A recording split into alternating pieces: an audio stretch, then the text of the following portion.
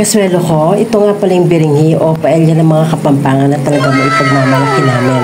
Tara, samahan niyo kang dulo paano ilutuin ito. So ito na nga po, nagisa na nga po ako ng sibuyas, ng bawang, nilagyan ko na rin ito ng celery. Gisa-gisa lang to hanggang lumabas yung aroma ng sibuyas at bawang.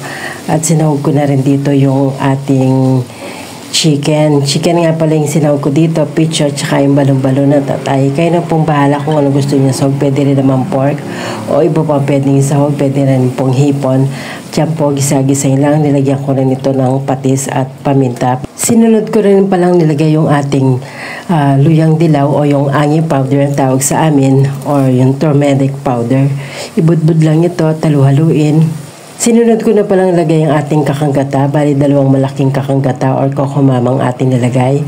Pwede rin naman yung pinipiga, pero sa akin kasi pas convenient at para hindi na ako magpiga at madali na lang. Sinunod ko rin yung ating malakit na bigas, silagyan ang pampalasa ng chicken cubes. Kayo nang bahala kung anong gusto nyong pampalasang ilagay.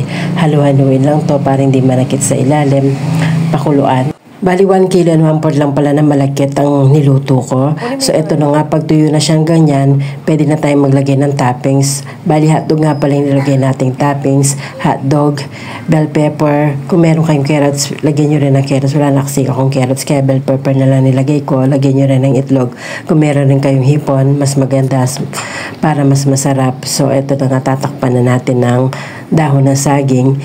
Pero pag hindi non-stick pala yung pinaglulutuan nyo, maglagay kayo ng dahon ng saging sa ilalim. Since na non-stick kasi yung lutuan ko, so okay na siya. Tinakpan ko siya at nasa mahinang apoy lang siya. At ayan na po, after 30 minutes, luto na po at pantay po yung pagkakaluto ng ating napakasarap na biringhi. So ito na po yung ating final na product. Ayan po, medyo kumukulo-kulo po siya. Talagang pantay po yung pagkakaluto. Hindi tulad po kasi sa iba yung pagkakaluto nila parang mabilisan kaya hindi po pantay yung pagkakaluto. So ito po, tinakpan po natin ng dahon ng saging para pantay at parang naka-steam na rin siya. At yan po yung ating pinagmamalaking biringhi or paella ng Kapampangan. Yan lang po share ko. Thanks for watching. Have a good day.